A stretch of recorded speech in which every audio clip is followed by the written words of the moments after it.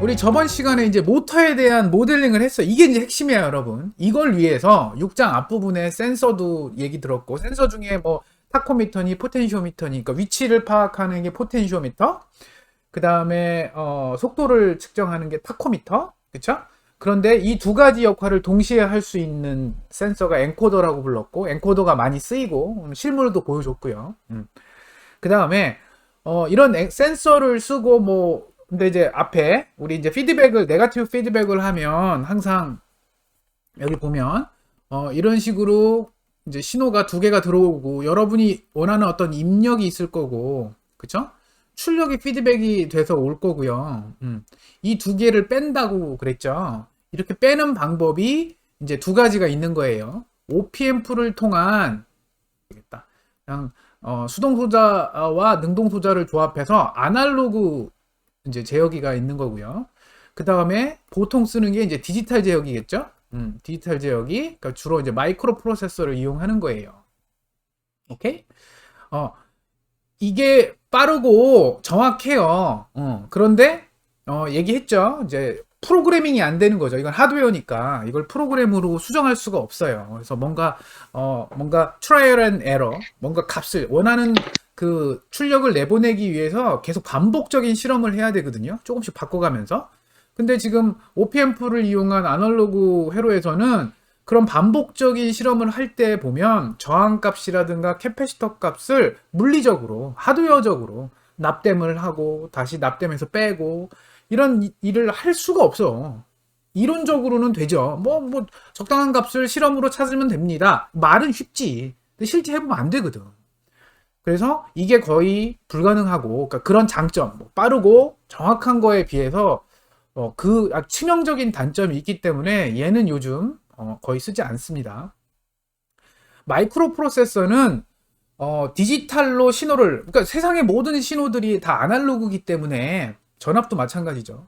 아날로그이기 때문에 아날로그를 디지털로 바꾸는 순간에 아날로그 투 디지털 컨버팅하고, 그 다음에 결국에는 또 여러분이 모터라고 하는 소자도 아날로그 소자거든요. 그럼 그 소자한테도 또 아날로그를 주려면 아날로그를 그러니까 센서에서 들어온 신호가 아날로그 신호예요. 아날로그 신호. 그럼 이거를 마이크로 프로세서에 집어넣기 위해서는 디지털로 바꿔줘야 돼. 왜냐면 얘는 디지털이니까. 그래서 여기서 ADC가 필요한 거라고요. 그리고 마이크로 프로세서 계산한 다음에 다시 모터라고 하는 아날로그 소자를 또 컨트롤을 해야 되면 또 여기서 디지털을 아날로그로 바꿔줘야 된다고요. 그러니까 이렇게 바꿔줄 때마다 디지타이제이션이라고 하는, 아날로그를 디지털로 바꾸는 걸 디지타이제이션이라고도 표현을 하는데, 이럴 때마다 에러가 생긴다고요. 아날로그를 디지털로 바꾸고 디지털을 아날로그로 바꿀 때마다 에러가 생겨요. 그러니까 이런 에러들 때문에 문제가 되고, 아날로그를 디지털로 바꿀 때 시간도 걸려요. 몇 마이크로세크지만, 몇십 마이크로, 몇 마이크로지만 시간이 소모가 된다고요. 그러니까 결국 딜레이가 생기는 거야. 아날로그 소자로 만들어진 OP앰프로 할 경우에는 그런 딜레이도 없고 아날로그를 디지털로 바꿀 필요도 없으니까 에러도 없다고요. 그러니까 그럼에도 불구하고 이렇게 마이크로 프로세서를 쓰는 이유는 아날로그로 디지털로 바꾸는 순간에 여기서 프로그래밍이 돼요. 여러분이 코딩을 할 수가 있어. 프로그래밍이라는 표현 많이 썼는데 요즘은 사람들이 하도 그냥 코딩 해갖고, 나도 이제 코딩이라는 표현 쓰는데 같은 얘기라고 나는 봐요. 나는 그렇게 생각하고요. 프로그램을 할 수가 있다고. 그 얘기는 뭐냐면 뭔가 바꾸고 싶거나 구조를 다시 만들고 싶을 때 아날로그 소자처럼 납땜을 해서 뭐 하드웨어를 바꾸는 게 아니라 그냥 숫자를 바꾸는 거야. 코딩해서. 너무 쉽잖아요. 반복적인 실험하기도 편하고. 오케이? 그래서 이쪽으로 지금 다 갔다고요. 거의 갔어요. 뭐 더 이상 지금 아날로그 소자가 중요하긴 해. 왜냐? 센서도 아날로그고 모터도 다 아날로그니까. 그럼에도 불구하고 제어기는 이제는 거의 마이크로 프로세서, 디지털 소자로 다 갔다라고 보면 되고, 저번 시간까지 한 거는 그럼에도 불구하고 아날로그잖아. 일단 그치? 모터도 아날로그고 센서도 아날로그고 그 소자들의 속성에 대해서 공부를 한 거고, 그 다음에 제일 중요한 모터를 우리가 모델링을 한 거예요. 그래서 기본적으로는 저항과 인덕터로 그러니까 모터는 기계적인 요소, 전기적인 요소를 둘 다 갖고 있는 아이예요. 그러니까 얘가 전기와 기계의 어떤 중간 접합이죠. 왜냐? 전기를 가해서 움직이잖아요. 기계적으로 움직이잖아. 그러니까 전기와 기계의 모든 성질을 다 갖고 있는 아이예요. 굉장히 훌륭한 아이예요. 얘는 그래서 전기적인 특성, 저항과 인덕터를 갖고 있고, 그 다음에 기계적인 특성, 즉 토크를 만들어내요. 토크를 만들어내려면 에너지가 필요하죠. 근데 그 에너지를 전기 에너지로부터 받아요. 그러니까 전기 에너지를 받아서 토크를 만들어내는 거죠. 기계적인 에너지를 만들어내는 거죠. 굉장한 아이예요. 그래서 식이 전기적인 그 식과 공식과 기계적인 공식이 동시에 존재를 합니다. 그래서 저번 시간에 설명했던 요 식이 나온 거고요. 이 네 가지 식이 나온 거고, 그 식을 기반으로 해서 모델링을 했더니 요렇게 모델링이 됐죠. 그죠? 저번 시간에 요거 조심해서 보라고 그랬어요. 입력은 EA 전압이고, 출력은 지금 요 그림에서는 요 블럭 선도에서는 잠깐만요. 근데 사진을 잠깐 치울게요. 요 블럭 선도에서는 조심해야 될 게, 입력을 EA로 줬는데 출력이 각도예요. 세타죠. 세타, 모터의 세타. 그런데 요 뒤에 좀 이따가 설명하겠지만 여기까지가 모터라고 봐야 돼요. 여기까지가. 알겠어요? 그러면 이거는 뭐죠? 오메가라고 불렀죠? 오메가. 이건 속도예요, 속도. 모터의 속도. 즉 모터는 입력을 전압을 가하면 속도가 변해요. 당연한 거잖아. 여러분이 알고 있는 모터의 그 움직임은 다 그렇잖아요. 그래서 지금 이 그림에서는 그 속도 축을, 여기 적분이죠, 이거 적분. 속도를 적분하니까 위치가 나온 거라고요. 그건 너무 당연한 거잖아. 그치? 속도를 적분하면 위치잖아요. 그쵸? 그러니까 뭐 너무나 당연하기 때문에 이쪽에 대해서 설명도 안 하고 뭐 너무 당연한 거니까 대충 넘어갔다고요. 그런데 식도 그래서 여기까지 쓰는 것보다는 이전에 이 식보다는 요 전에 세타가 있고, 입력이 있고 오메가가 있는 모터, 이 식이 더 맞아요. 이 식은 요 식에서 요 밑에 식에서 S만 빼면 돼요. S만 하나씩 빼면 돼. 왜? 속도와 위치 사이의 관계는 적분기 역할, 적분 그거밖에 없으니까. 그러니까 LA JM S 제곱 더하기 가로치고 RA JM 플러스 BM LA S 플러스 KB KI 더하기 RA BM.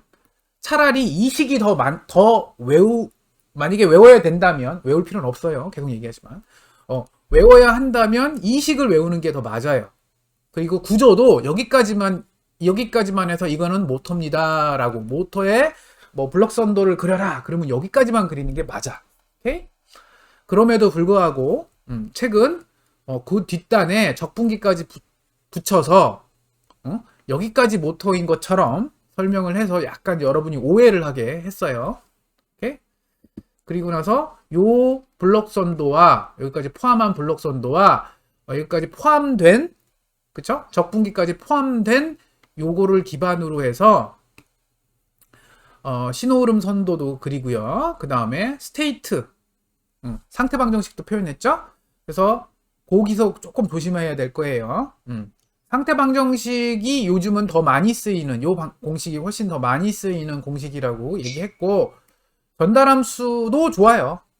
뭐 이거가 됐건 아까 말한 대로 요 S를 하나 뺀 이걸 외우던 되게 좋은, 둘 다 모터에서 되게 잘 많이 쓰이는 거고, 모터는 상태 방정식이건 전달함수건 둘 다 굉장히 동등하게 많이 쓰이는 공식입니다. 알면 되게 좋을 것 같아요.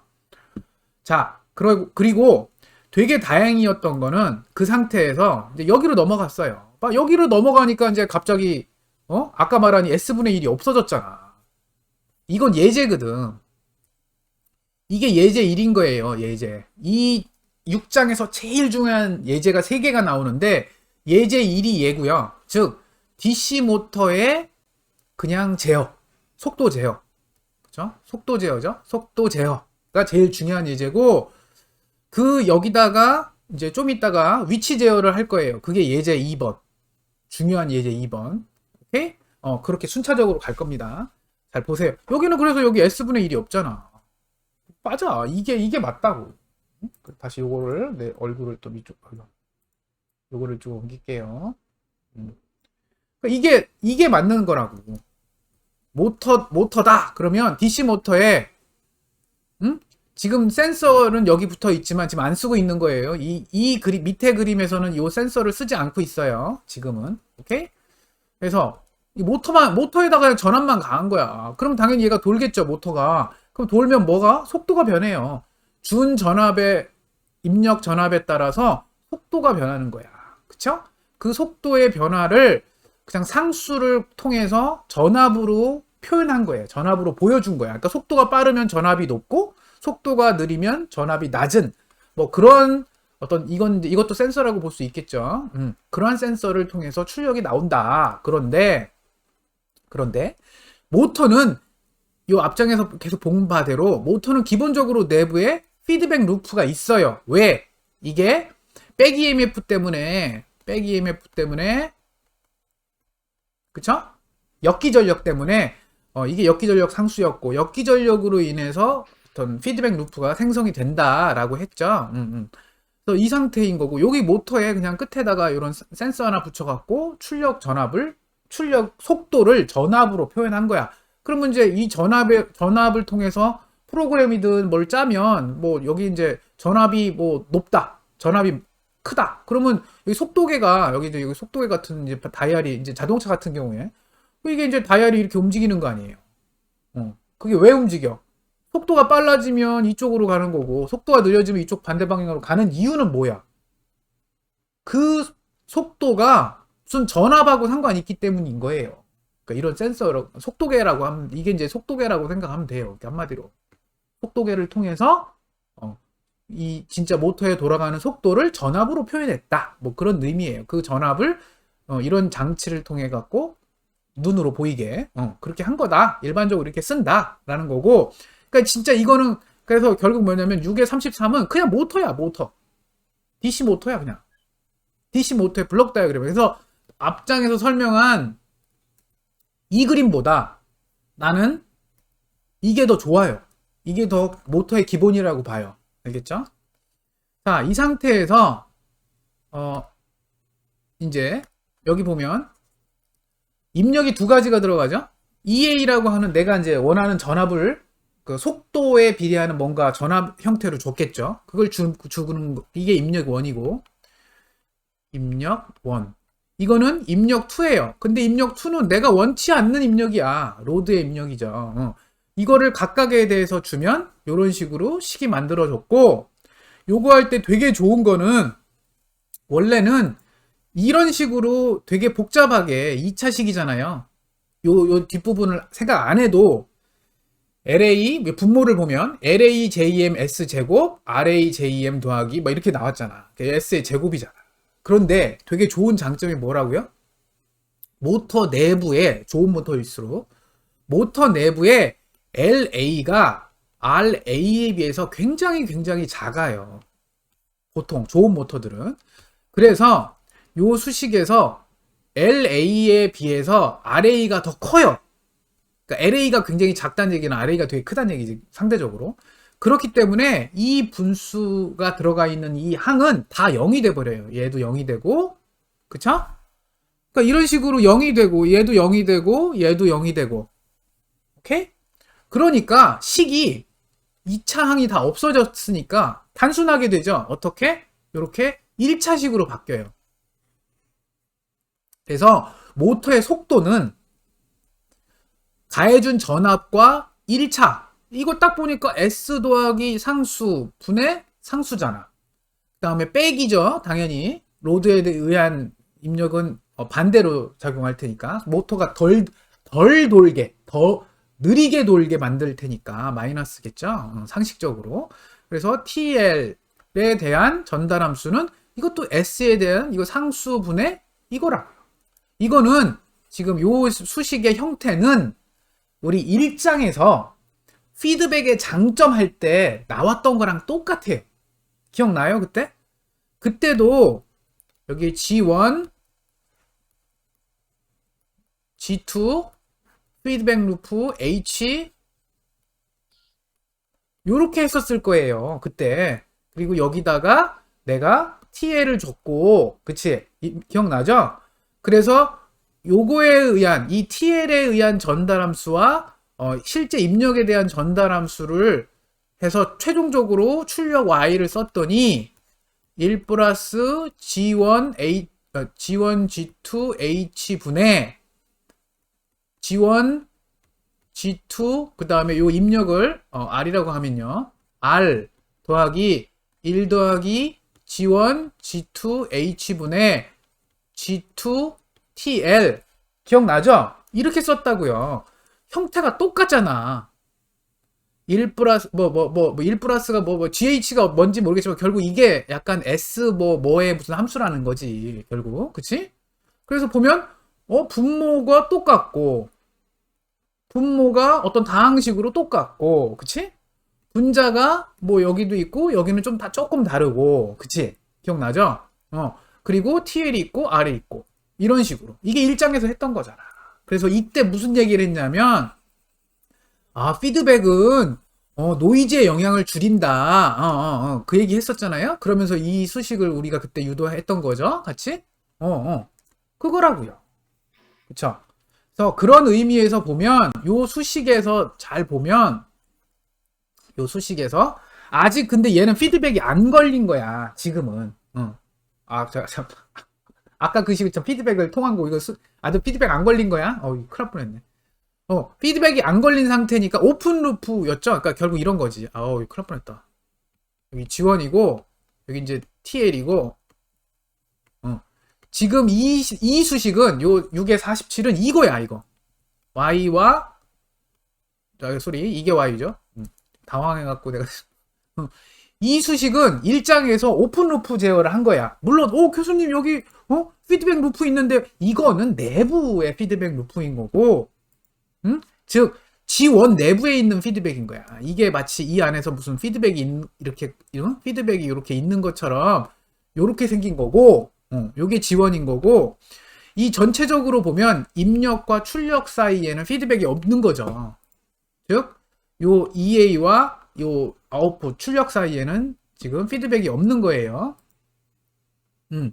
그래서 이 상태에서는 당연히 오픈루프 제어이기 때문에 우리 오픈루프 제어할 때 요 일장 그림 기억나죠? 그때 아마 선풍기 얘기했을 거야. 이렇게 선풍기가 출력이 이렇게 나오고 있는데 만약에 선풍기 날개가 하나 부러지면 이렇게 출력이 나쁘게 나온다. 내가 원하는 건 계속 이렇게 나가는 건데 선풍기가 어느 순간 이렇게 여기서 TL이 가해지면서 외란이 가해지면서 출력이 그냥 이런 식으로 나온다. 근데 그걸 모른다. 왜? 피드백이 없기 때문에 본인이 나쁘게 되고 있는 걸 알 수가 없다. 그런 얘기를 했었어요.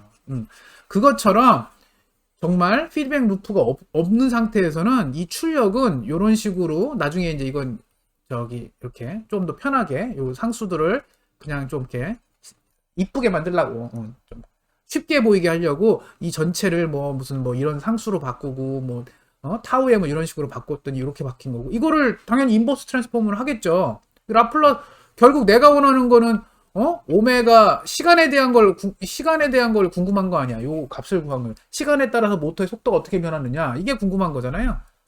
이렇게 인버스 트랜스폼을 하려고 그리고 입력을 또 뭔가를 줬겠죠. 그래서 입력을 어떻게 줬냐면 스텝 입력을 줬다고. 스텝 입력을 주고 A라고 하는 상수를 줬는데 그 얘기는 라플라스 변환을 하면 쏘리 또 안 보이네요. 그러니까 입력을 준 거야. 이렇게. 입력을 어떻게 줬냐면 이렇게 계단함수 입력을 줬어. 근데 여기 1이 아니라 A라고 하는 상수 입력을 줬어요. 0이었다가 1이라고 하는 상수 입력을 딱 줬어. 그럼 내가 원하는 건 뭐냐면 1장에서도 마찬가지고 지금 이 6장에서도 마찬가지로 모터의 속도가 이제 이건 시간이고 모터의 속도 오메가가 시간에 따라 딱 가다가 입력을 이렇게 딱 주면 A라고 하는 어떤 타겟 속도로 모터가 딱 갔으면 좋겠어 라고 하는 거야. 그런데 당연히 관성이 있기 때문에 모터가 이렇게 갑자기 속도가 0이었다가 정지해 있다가 갑자기 뭐 10rpm, 응? RPM이라는 건 분당 10번 돈다는 얘기죠. 뭐 100rpm, 1000rpm으로 갑자기 갈 수는 없어요. 말도 안 되는 얘기죠. 그래서 아마 가면 이런 식으로 증가할 거예요. 그런데 그거는 너무나 자명한 게 앞서 봤더니 모터의 속도는 전압과 1차 함수잖아요. 1차 함수는 우리 1차 미분 방정식으로 표현된 거는 스텝 입력을 주면 이런 식으로 간다고 그랬고, 이 얼마나 빨리 올라가느냐는 시간 함수, 그 시상수 타우에 의해서 좌우된다라고 배웠잖아. 그래서 이 시상수 타우 m에 따라서 이게 빨리 모터가 빨리 내가 원하는 속도로 수렴하거나 아니면 내가 원하는 속도로 좀 느리게 수렴하거나 이게 결정이 된다고요. 즉 어떤 모터가 좋아? 빨리 수렴하는 게 무조건 좋은 거야, 여러분. 최대한 이렇게 가는 게. 근데 그거는 뭐에 의해 좌우돼요? 이 시상수에 해당하는 얘에 의해서 좌우돼.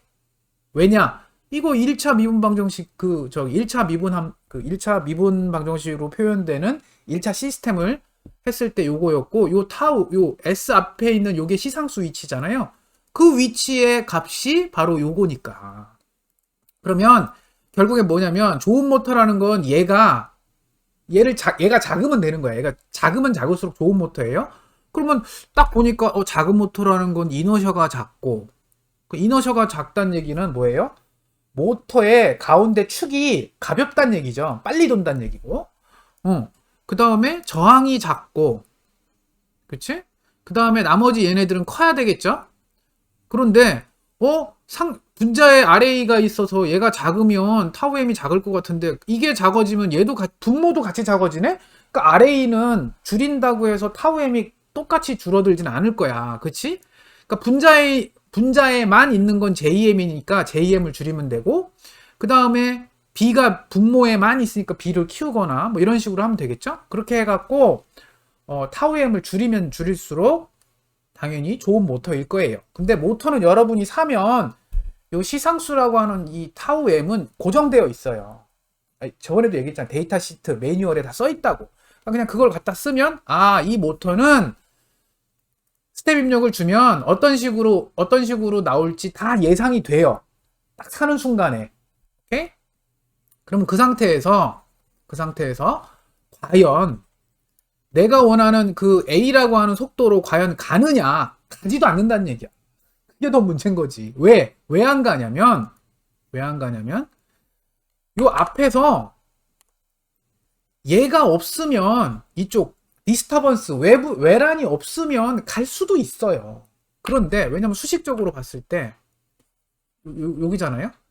얘가 없다라고 가정하면 그럼 얘만 존재하잖아. 그러면 그 상태에서 시간을 무한대로 보내보면 이거라고요.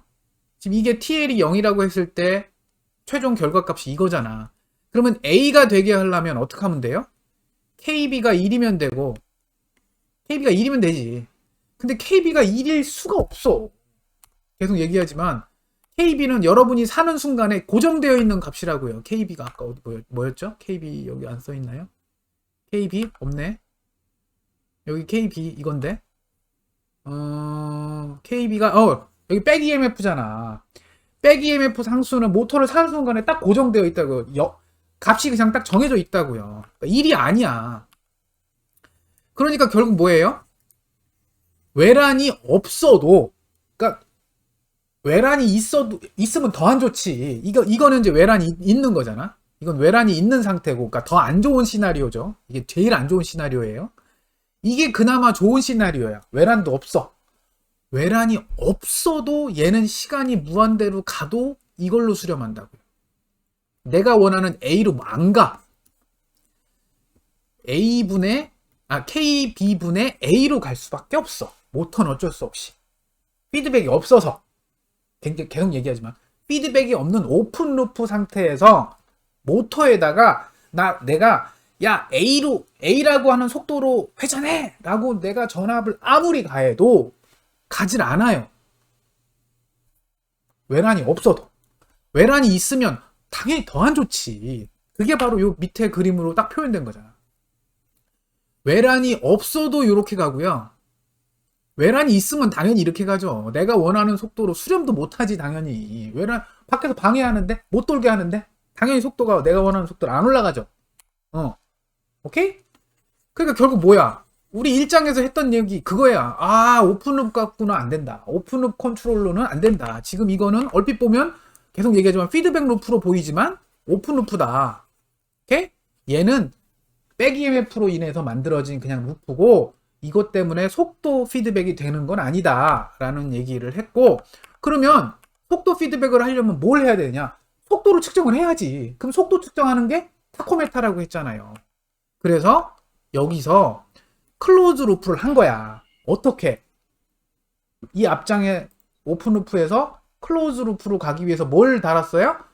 타코메타를 단 거예요. 이게 타코메타야.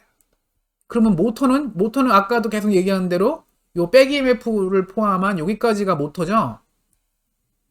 모터의 밖에다가 이게 타코메타를 단 거예요. 이제 아까 여기 앞장에 센서 있었는데 내가 이거 안 썼다라고 했잖아. 연결을 안 해놓고서는 그냥 표현만 이렇게 센서 그리고 연결 안 했잖아. 그러니까 이건 그림에서 이걸 지웠어야 되는 건데, 그렇지? 그 다음에 이제는 타코메타 센서를 달아갖고 피드백을 한 거예요. 제어기에다가. 이거 앰프라고 써있지만 이 앰프는 앰프 플러스 마이크로 컨트롤러까지 포함된 거예요. 오케이? 뭐 아두이노가 요즘 많이 쓰이고 여러분 교육용으로 쓰는 거야. 회사 가서 아두이노 절대 안 써요. 그냥 취미, 교육을 위해서 쓰는 게 아두이노고요. 실제 회사에서는 암 요즘 많이 쓰고요. 암이 여러분 이 암이 아니야. 전작과 학생이 뭐 내가 그랬더니 뭐 캔서인가? 팔인가? 이런 생각하고 있으면 그건 이제 큰일 나는 거야. 암은 철자도 ARM인데 그래서 팔인가? 교수님? 아니에요. 마이크로 프로세서예요. 지금 대세죠. 이 암이라고 하는 마이크로 프로세서를 쓰거나 혹은 조금 더 성능이 암은 성능이 좋거든. 더 성능이 떨어지는 게 이제 8비트 마이크로 컨트롤러인 뭐 AT메가 아트멜이라고 하는 회사에서 나온 AVR 시리즈, AVR 시리즈. 그것도 요즘 그렇게 굉장히 저성능에서는 그런 거 쓰고 조금만 성능이 필요하다 그럼 다 암으로 갔다라고 보면 돼요. 세상이. 그쵸?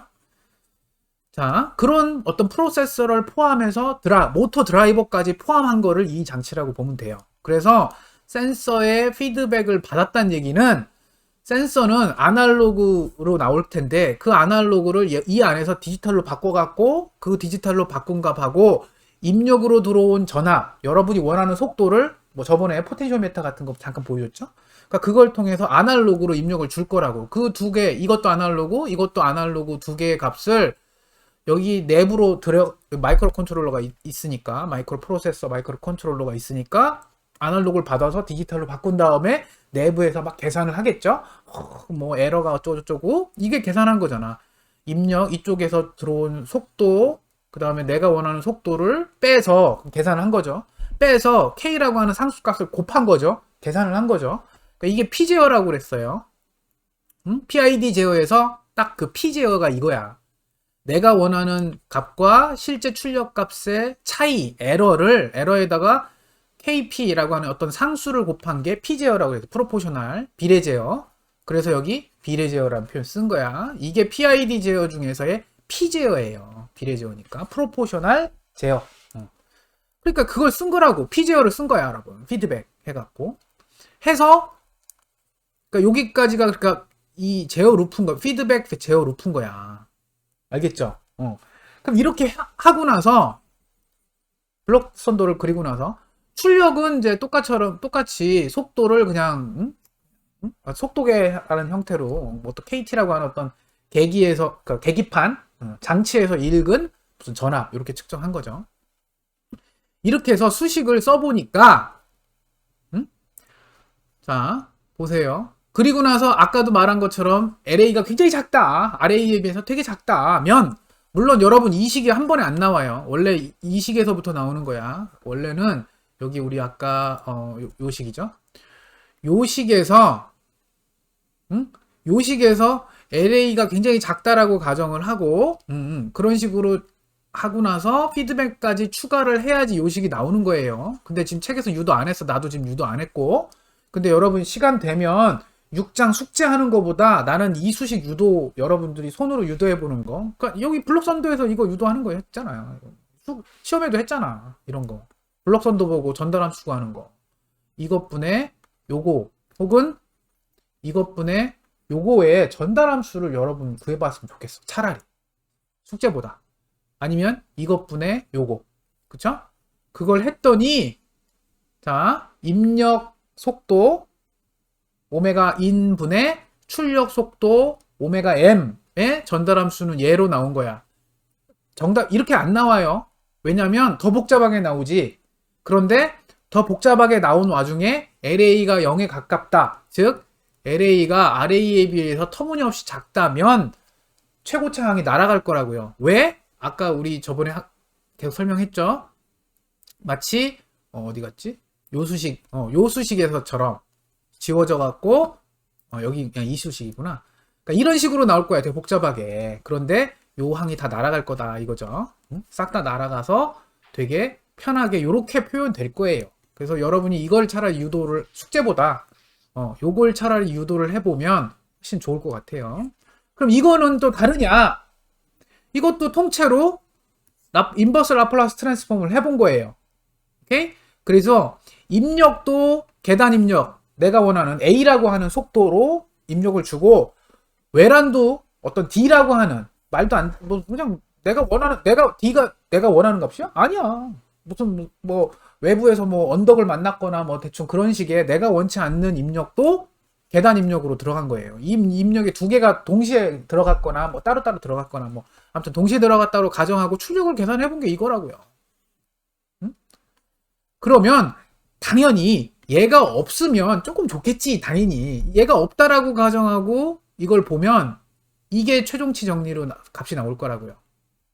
요렇게 최종값이 요렇게 나올 거라고. 오케이? 그 다음에 외란이 있으면 요 파트가 살아날 거라고요. 내가 외란이 없으면 이거 없어질 거라고 하고 외란이 있으면 이제 그냥 있으니까. 그러면 최종값이 이렇게 나올 거라고요. 그러니까 외란이 없으면 지워지고 요만큼이 외란 없는 상태인 거고 외란이 있으면 그 최종값에서 외란에 의해서 어느 정도 좀 속도가 줄겠죠? 이렇게 나온 거라고. 그럼 이거랑 이거는 그러니까 피드백이 있는 거고요. 이건 피드백이 걸린 상태인 거고 피드백이 안 걸린 상태는 이거라고요. 피드백이 안 걸리면 이거랑 이거 합쳐야지. 이거 왜 또 합치지 않았어. 그치? 이거네요. 이거네. 이거네요. 오케이? 이거는 피드백이 없는 경우 without feedback이면 요거고 피드백이 있으면 요거인 거예요. 당연히 그러니까 제대로 된 수식은 이거고 오케이? 피드백이 있으면 with feedback 당연히 피드백이 있으면 복잡하지. 왜? 루프가 하나 더 생겼잖아.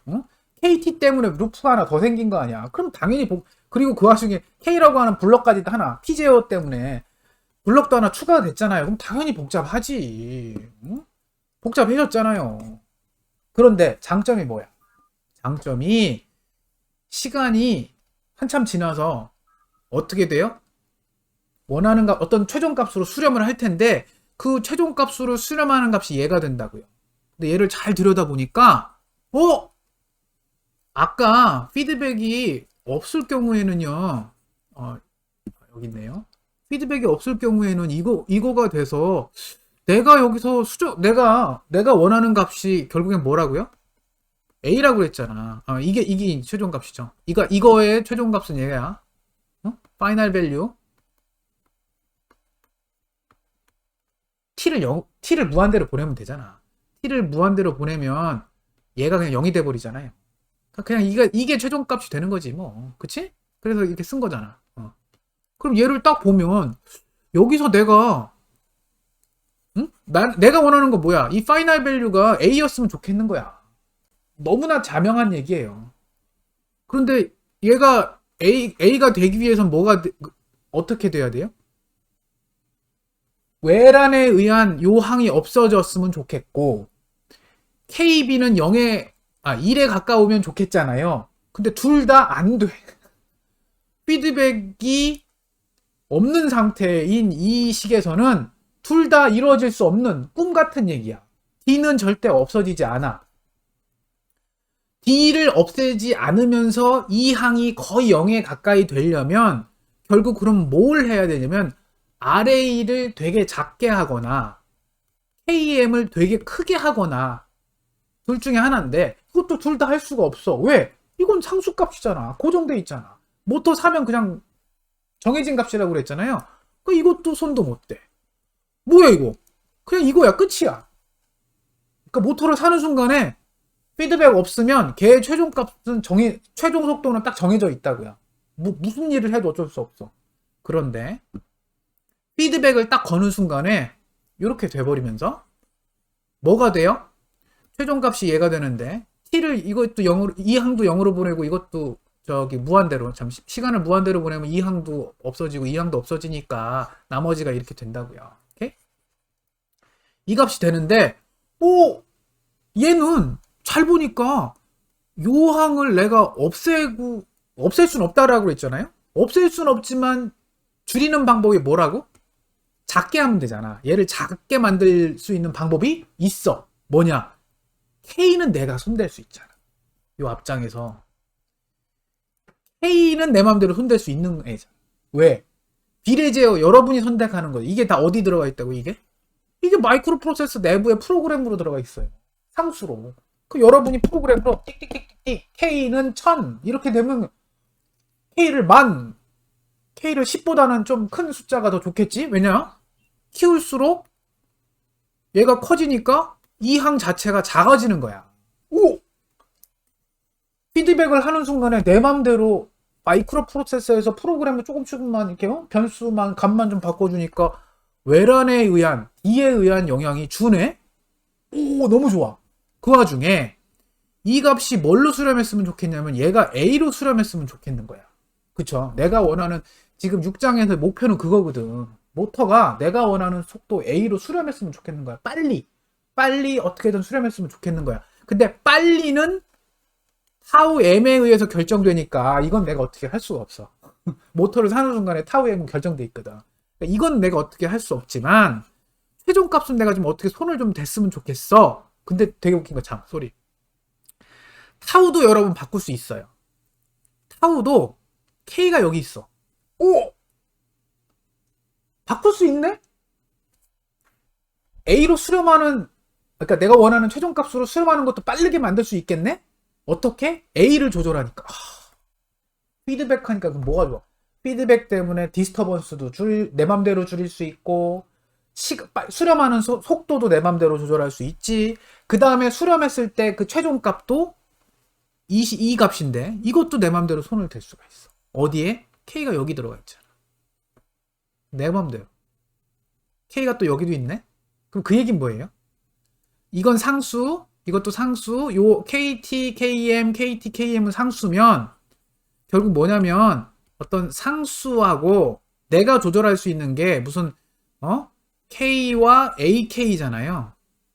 그럼 K를 여러분 기억날지 모르겠지만 K가 변수인 거야. 그러니까 K를 무한대로 보내면 어떻게 돼요?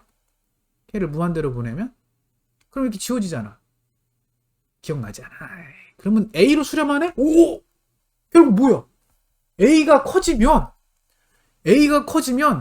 모터의 속도는 내가 원하는 속도 A로 수렴하고 그 다음에 디스터번스는 영향이 줄고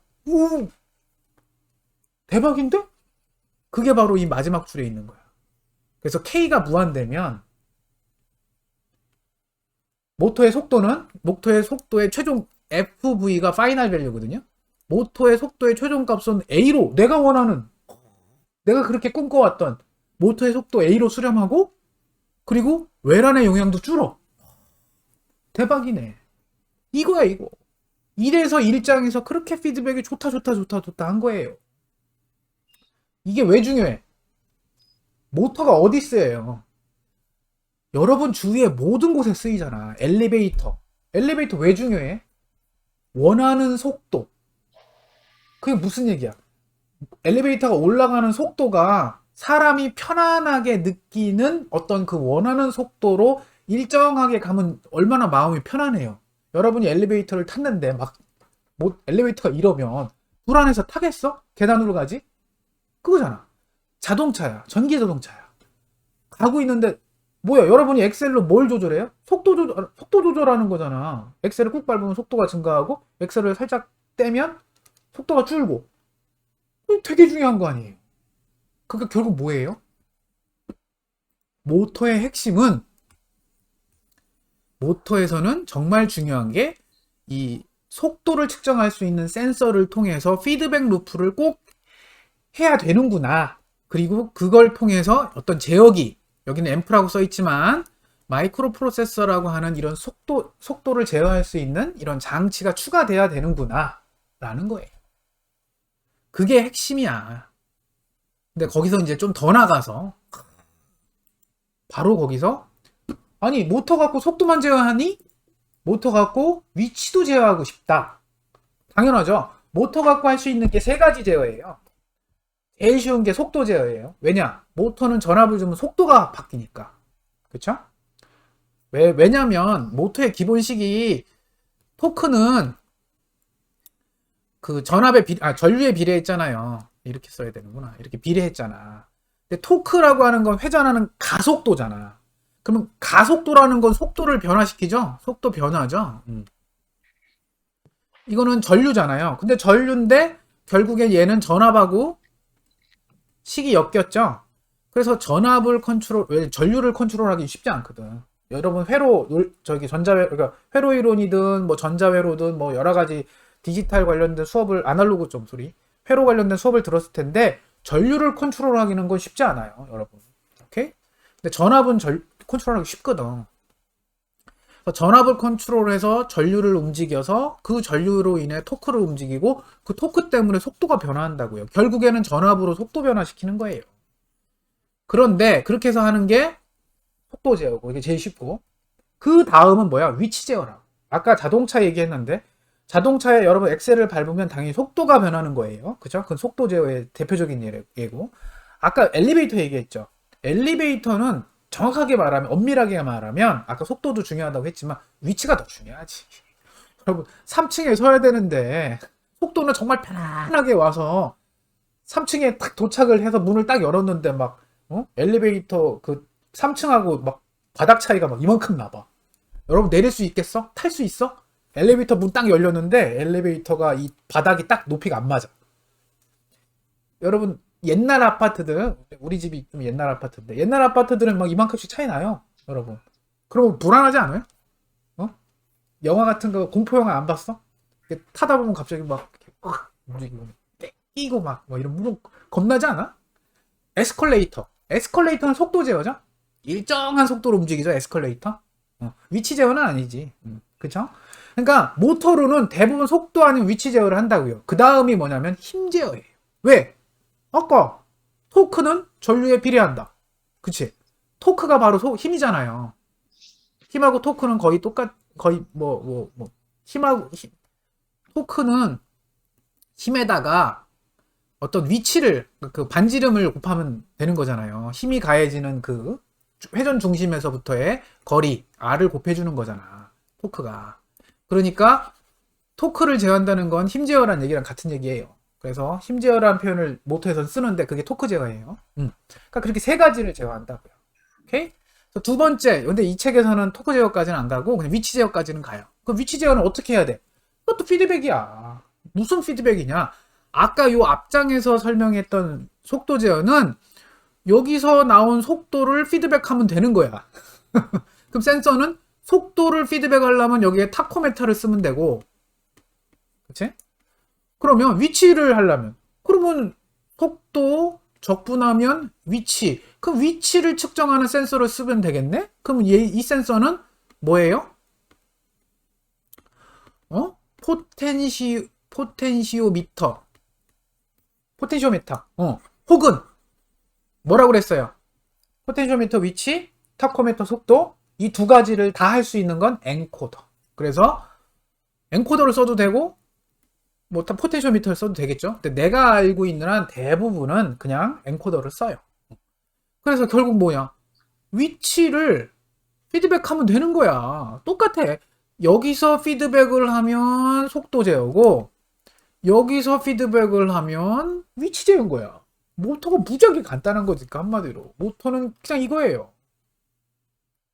끝. 너무 쉽지 않아요? 그래서 위치 제어는 앞서 설명한 그 속도 제어의 여기까지는 똑같고요.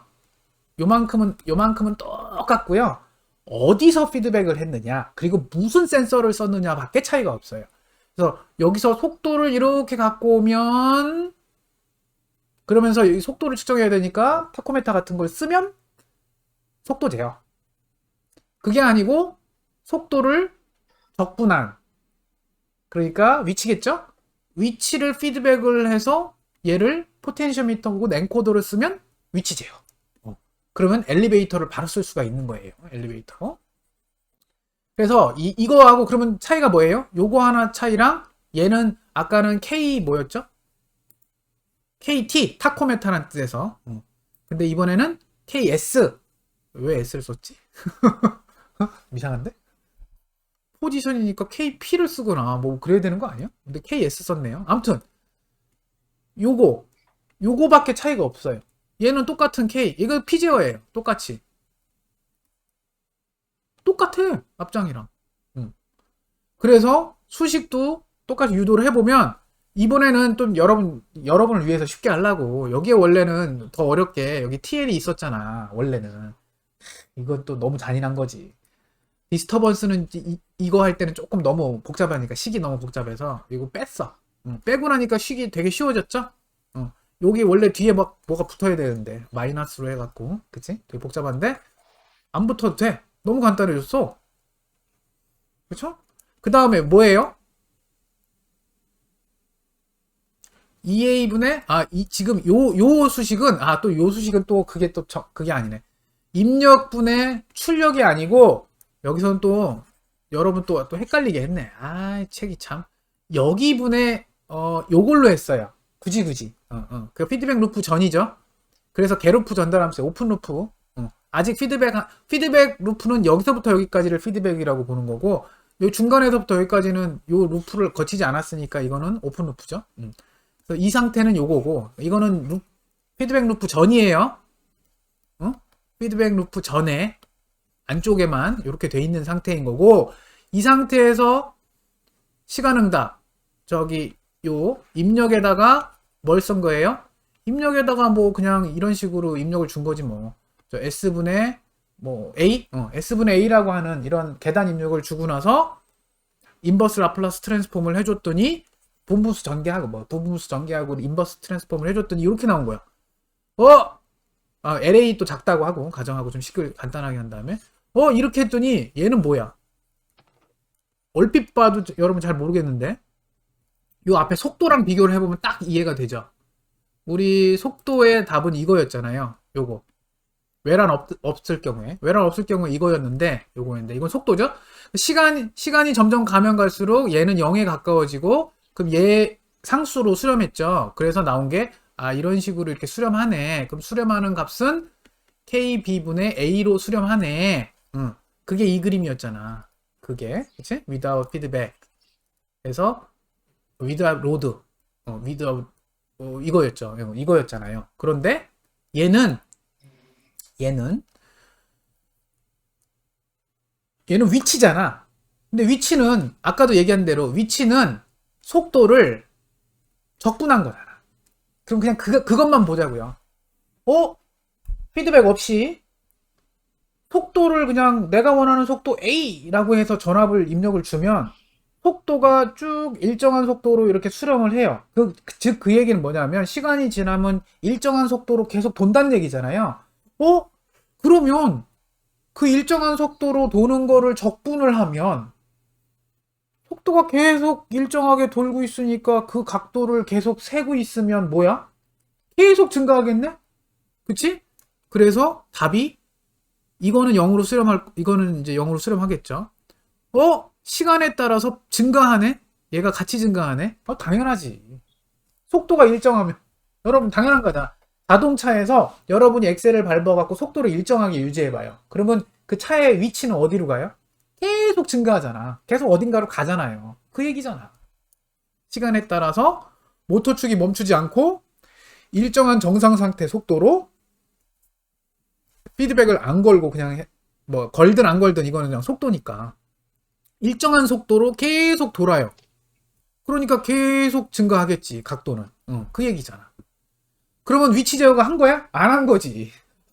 그게 무슨 위치 제어야? 내가 원하는 거는 자동차로 예를 들면 여기서 출발해서 무슨 서울 광화문에서 섰으면 좋겠어 라는 거지. 그 위치에 도달해서 딱 멈췄으면 좋겠어 라고 하는 건데, 지금 이거는 계속 가갖고 뭐 부산 뭐 저기 바닷가까지 계속 가는 거야. 그럼 말도 안 되는 얘기죠. 이거 위치 제어 아니에요. 그러니까 이거 이렇게 하면 당연히 위치 제어가 아니구나. 왜? 이걸 안 쓰고 이거 안 쓰고 이렇게 안 쓰고 그냥 이것까지도 안 쓰고 입력을 해서 위치를 측정한 거잖아. 그냥 오픈 루프로 이렇게. 이건 당연히 제어가 안 되겠구나. 그래서 내가 원하는 위치에서 딱 서야 되는데, 그러니까 딱 가서 여기서 딱 서야 되는데, 지금 얘는 계속 증가하죠. 말도 안 되는 얘기지.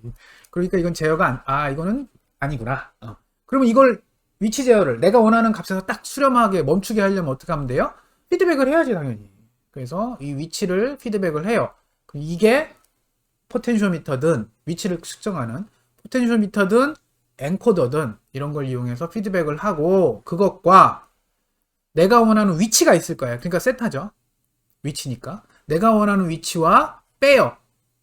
아까도 계속 얘기했지만 빼는 방법은 뭐 OPM프를 쓰든 아니면 뭐 마이크로 프로세서를 쓰든 쓰고 나서 빼서 K를 곱해요. 왜? 이게 피제어니까. 그치? 그러니까 여러분은 이 K는 내 맘대로 손을 댈 수가 있어. 프로그램으로 이렇게. 그래서 곱해갖고 제어 입력을 주는 거예요. 그러니까 아까 오픈 루프랑 또 뭐가 차이가 있냐면 딱 요만큼밖에 차이가 없어요.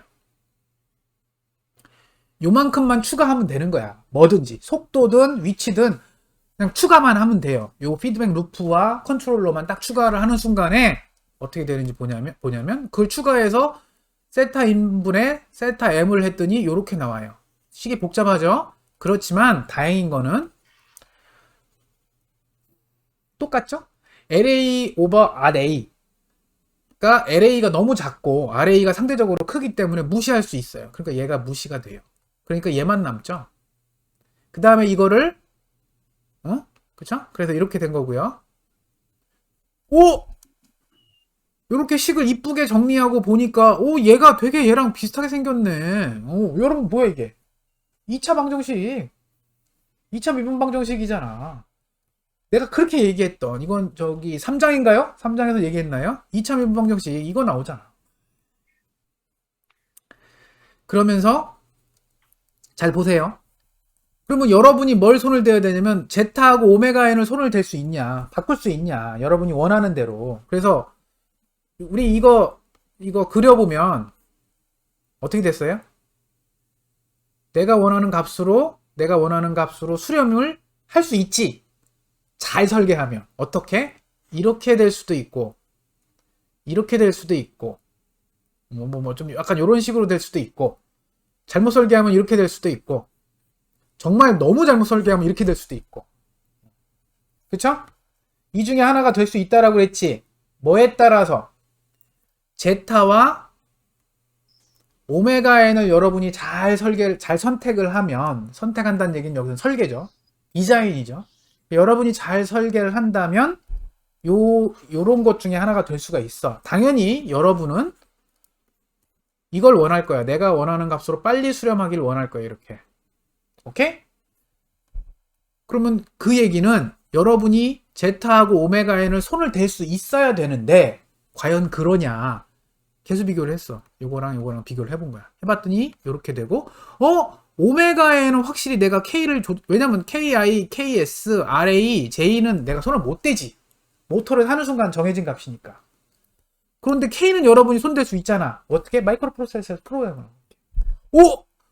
K를 조절하면 오메가 n이 커지고 줄고 내 맘대로 하네? 오메가 n을 오케이. 그리고 나서 그럼 제타는 제타가 더 중요했죠. 제타를 손을 대고 싶은데 여기 없는데 k가 없는데 k가 없는데 그럼 이거 다 상수잖아. RA도 상수, BM도 상수, 제 RA도 상수, KB 다 상수인데 어떡하지? 뭐지? 뭐예요? 아는 친구? 그럼 제타는 손 못 대네. 우리 승채 학생 너무 멋있다. 승채 학생 정답 빙고. 앞에 있으면 내가 상 주고 싶다잉. 오메가를 K로 바꿀 수 있잖아요. 그럼 오메가를 내 맘대로 컨트롤을 하면 E에는 고정돼 있고 오메가를 선택을 내 맘대로 선택하고 E도 고정돼 있으니까 내가 얘를 움직이면 제타도 움직이겠지. 왜? 두 개 곱한 값이 어떤 일정한 상수니까. 내가 얘를 키우면 얘가 줄어야 되고 얘가 줄면 얘가 커져야 되겠죠. 오케이? 그래서 다음 페이지에 이런 얘기가 나온 거야.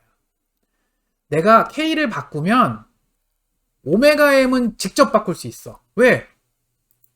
K를 움직이면 얘도 같이 따라가고 얘 줄이면 같이 바로 직접적으로 제어할 수 있잖아요. 그런데 제타는 indirectly 간접적으로 제어할 수 있다. 잠깐만요.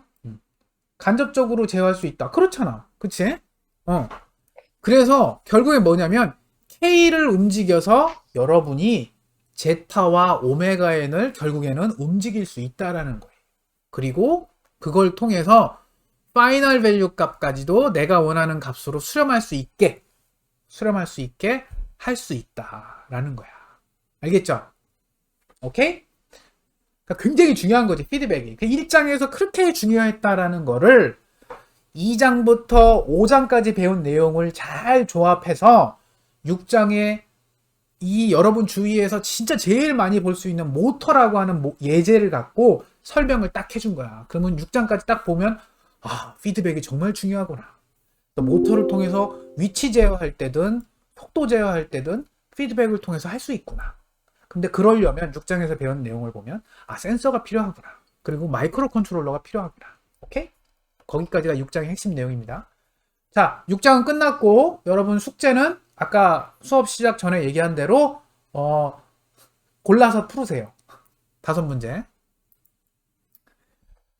자, 그럼 7장으로 넘어가겠습니다. 7장은 6장의 뒷부분의 내용하고 조금 연결이 돼요. 아까 교수님 그 5장하고도 4장하고도 연결돼요.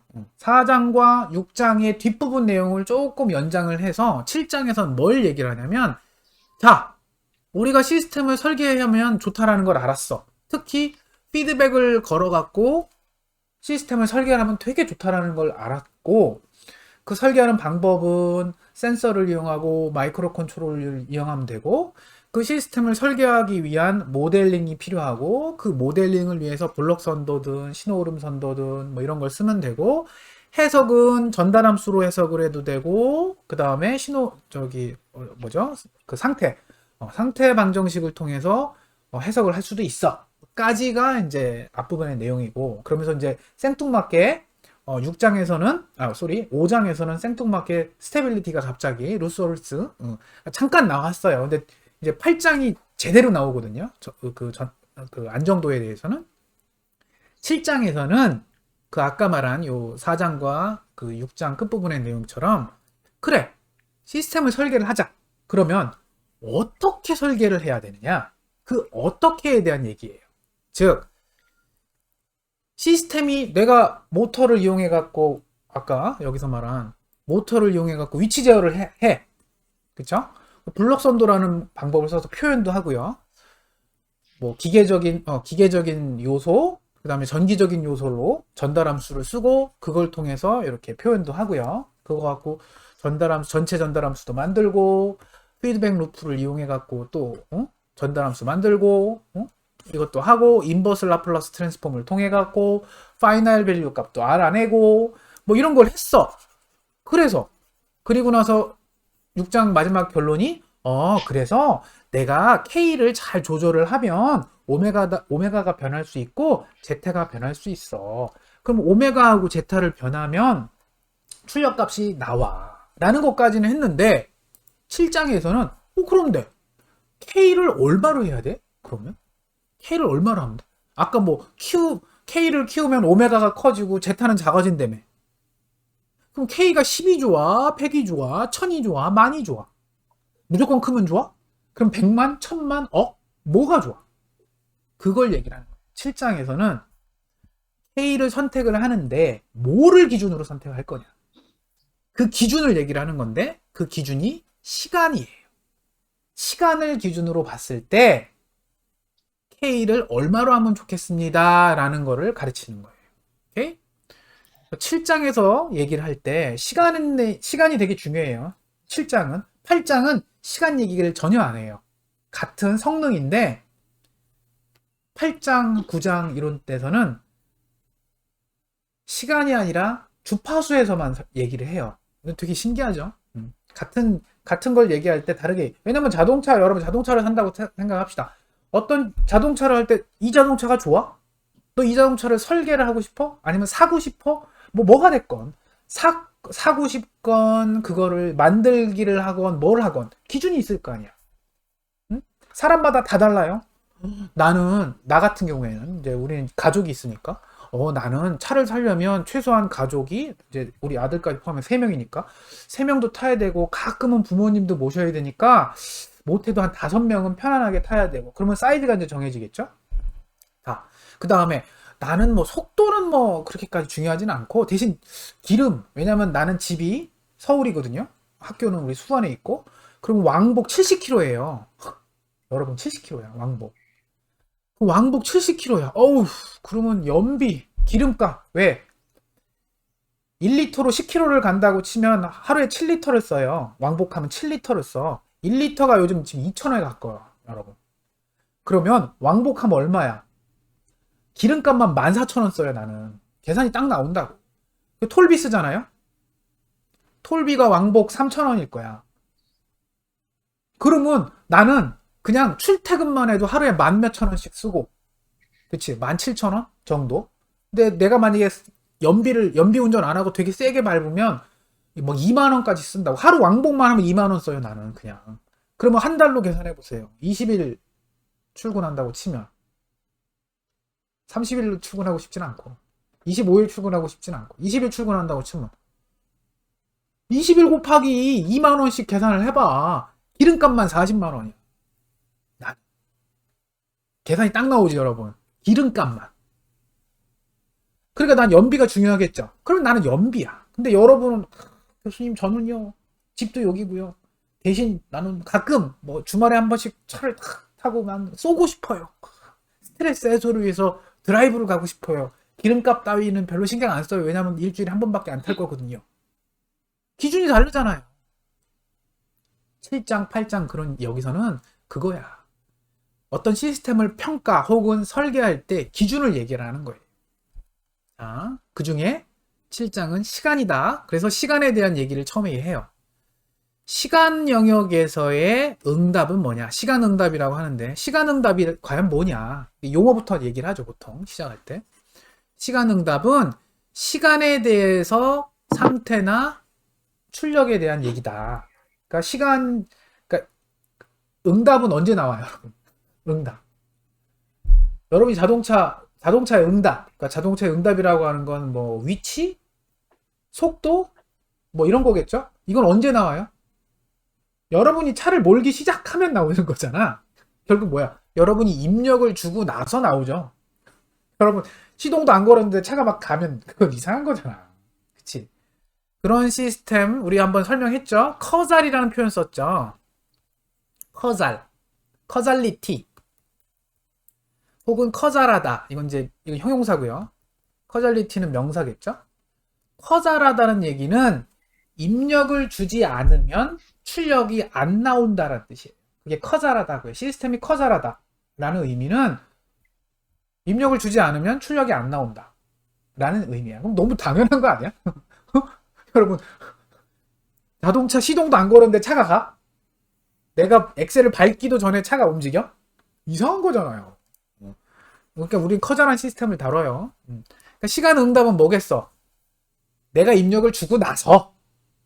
근데 너무나 당연한 거기 때문에 왜 응답이라는 의미에 그게 다 포함돼 있어요. 입력을 줬으니까 나오겠지. 당연한 거 아니야. 얘기는 안 하는데 입력을 주고 나서 시간에 따라서 상태나 출력이 변하겠죠. 그거를 보겠다는 얘기예요. 응답, 리스판스를 보겠다. 근데 그 응답을 시간에서 봤을 때 두 가지로 나눌 수 있다. 하나는 transient response, steady state response. 근데 이거 했죠. 언제? 스테빌리티 할 때 했잖아. 똑같은 얘기야. 그래서 스테빌리티 얘기할 때 앞부분에서 이 얘기를 했다고. 트랜전트와 스테디 스테이트 약자 T, 스테디 스테이트 SS. 그래서 출력을 보통 Y라고 하니까 출력은 트랜전트 레스판스와 스테디 스테이트 레스판스의 합으로 결정된다라는 게 시간 영역에서 보는 관점이고요. 8장 9장에서는 이 얘기를 전혀 안 해요. 응답에 대한 얘기할 때 이런 얘기를 안 해요. 주파수에 대해서 해요. 그 얘기는 거기서는 무슨 얘기 하냐면 1Hz의 입력을 줬을 때 출력이 몇 헤르츠가 나오느냐 그렇게 본다. 전혀 관점이 달라. 그쪽은 주파수에서 보는 거고 여기서는 시간에 대해서 봐요. 근데 여러분 시간이 훨씬 더 여러분 머릿속에는 이해가 쉬워. 왜? 세상이 다 시간의 흐름에 따라서 다 이해가 되고 제어를 하니까 여러분이 엘리베이터를 누르는 입력을 주는 순간에 엘리베이터가 움직이고 그 시간이 흐름에 따라서 엘리베이터가 내려오고 올라가고 하잖아요. 그쵸? 그 다음에 자동차도 여러분이 입력을 탁 주는 순간에 시간에 따라서 위치가 변하고 시간에 따라서 속도가 변하고 다 그런 거잖아. 그래서 7장은 이해가 쏙 될 거라고 바로 그냥 들으면 바로 이해가 된다고요. 근데 8장 주파수에 대해서 여러분이 입력 줄 때 주파수에 대해서 준 적이 없잖아. 그래서 이해가 어려워. 8장 9장 그래서 어려운 거야. 자, YT는 그래서 과도응답, 영어로는 transient response, 과도가 그러니까 결국 transient라는 의미겠죠. response가 응답이라는 거고요. 정상 상태, 여기서 말하는 정상은 정상이라는 건 노말이 아니라고 내가 그렇게 얘기했죠. 노말이 아니다. steady, 일정하다는 뜻이죠. steady라는 건 손이 안 흔들리는 걸 steady hand라고 하거든요. 손이 안 흔들리는 거를 스테디 핸드라고 영어에서 표현해요. 안 움직여. 이렇게 떠는 거는 이제 뭔가 거짓말을 하거나 그러면 이제 이게 좀 떤다라고 보통 그런 표현 쓰거든. 그래서 내 손을 봐라. 떨지 않는 거 보면 나는 거짓말 하는 게 아니다. 뭐 그런 표현이 있어. 영어 표현에. 스테디. 움직이지 않는다는 얘기야. 스테디. 변하지 않는 상태의 응답이라는 의미고요. 그래서 여기서 말하는 정상 상태라는 게 조심하세요. 노멀이 아니에요. 그 다음에 과도응답의 특징이 이거예요. 시간이 흐르면 0으로 수렴하는 애가 있어. 그러니까 우리가 보기에 입력을 계단 입력을 계속 설명을 하죠. 이렇게 입력을 주면 보통 출력이 뭐 대충 이런 식으로 나올 거라고요. 그치? 보통 물론 잘 설계하고 그러면 이런 움직임이 없이 잘 설계하면 뭐 이렇게 가겠지. 근데 이런 경우는 없어. 여러분 대부분 약간 이런 식으로 오버해서 떨리게 설계를 하거든요. 일부러 그래요. 나중에 설명할게요. 이렇게 설계를 할 건데 여기서 당연히 변했죠. 이거에 대해서 이렇게 변했죠. 그런데 여기 떠는 순간에는 계속 시간에 따라서 계속 변하는 게 있잖아. 그리고 어느 순간부터는 일정하게 가만히 있죠. 출력이. 물론 여기 있다가 여기로 움직이긴 했지. 이렇게 바뀌긴 했지만 어느 시간 이후부터는 얘가 일정하잖아요. 출력이. 그래서 여기에는 Y 스테디 스테이트만 있다라고 보는 거고 요 구간에서는 Y 스테디 스테이트와 YT가 같이 있다라고 봐요. 그래서 어느 시간이 지나고 나면 YT가 원래 이쪽도 여기도 원래 YSS와 YT가 같이 있지만 요 수식처럼 얘가 0에 수렴하기 때문에 없어져서 남는 건 얘만 남는다라고 본다. 시간 영역에서 해석하는 사람들은 이렇게 해석을 해요. 오케이? 그래서 이렇게 막 시간에 따라서 이렇게 막 변하는 순간을 딱 보면 아직 트랜지언트 레스판스와 스테디 스테이트 레스판스가 섞여서 나오고 있구나. 오케이? 그렇지만 시간이 지나면 트랜지언트 레스판스가 0으로 수렴하면서 남는 건 스테디 스테이트만 남겠구나 라는 거예요. 오케이? 그리고 시간이 지나서 이렇게 수렴을 했는데 내가 원하는 건 이건데 정말 이렇게 딱 맞춰서 수렴하면 너무 좋겠어.